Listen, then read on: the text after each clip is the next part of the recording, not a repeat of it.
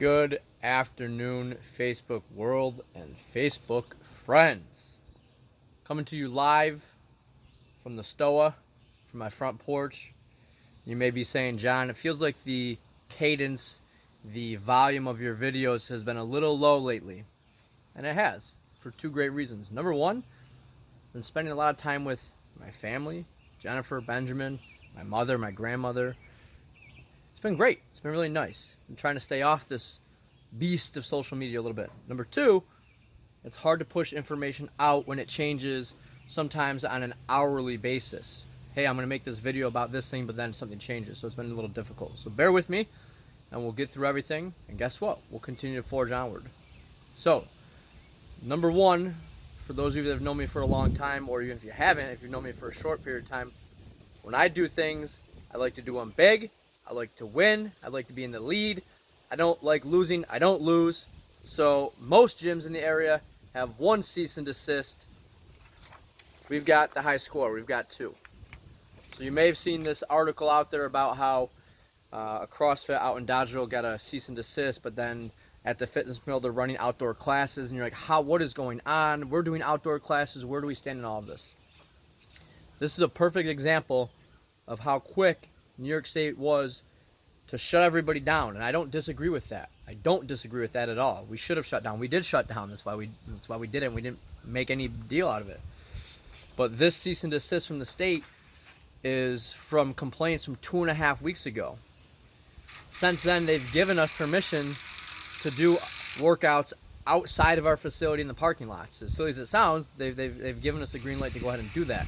So it's taken them 2.5 weeks to come up and deliver this. And if you want to listen to a funny story, they handed me this sheet of paper that says cease and desist and said, sir, I don't know why we have to give this to you. I don't know what you're doing wrong. All of your members are outside. This is not something we want to do. We apologize. We're embarrassed to do this. Very similar to when the town of Marcy gave it to me. So one of the reasons why I have not made a huge deal over this, why I have not gone crazy and all over the news and making a fuss out of this, is because there are a lot of men and women who have a job, who have mouths to feed, who have families, that I don't want to make their life any harder than it has to be.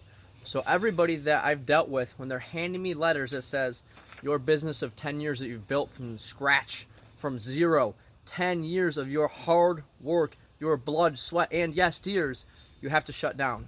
Even though your mission statement aligns with what we're trying to fight, it's crazy, right? So nothing but polite and respectful to these men and women, because they have needs and they have things they need to provide for and people they need to provide for. So where are we going? As of today, as of this week going forward, we will be working out in the parking lot. And I know that some of you don't love that. And I understand. I get it. It's not what you signed up for. Believe me, this is not what I exactly signed up for. But we'll get through it. We are fighting every day to get an answer, because the honest answer is right now, they've told gyms, we don't know when we'll let you go back inside your facility.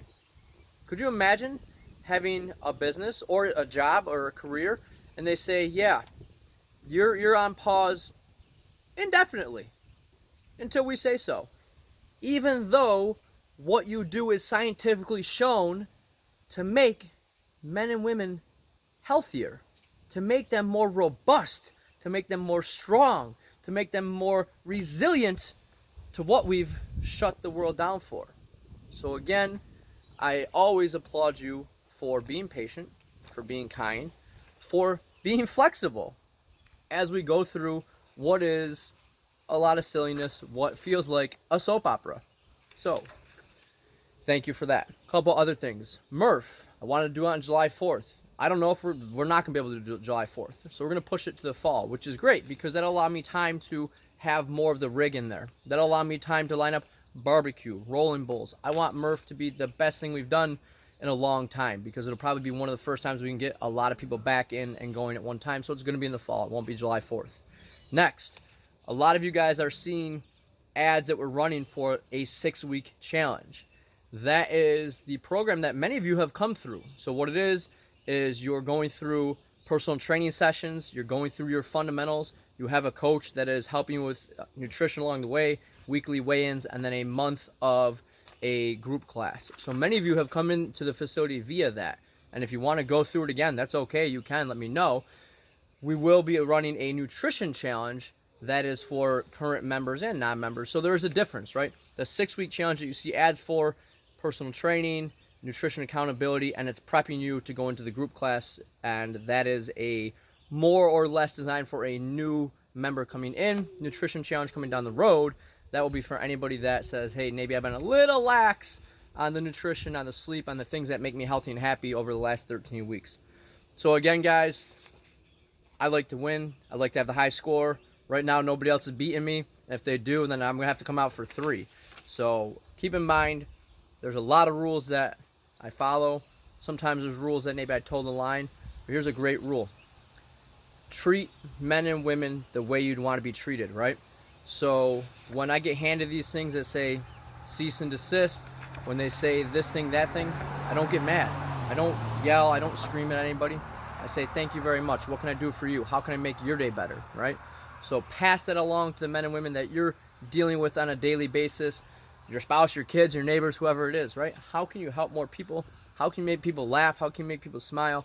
How can you make things go in the right direction versus going sideways? So I know this has been a longer video, but I wanted to get it out there, guys.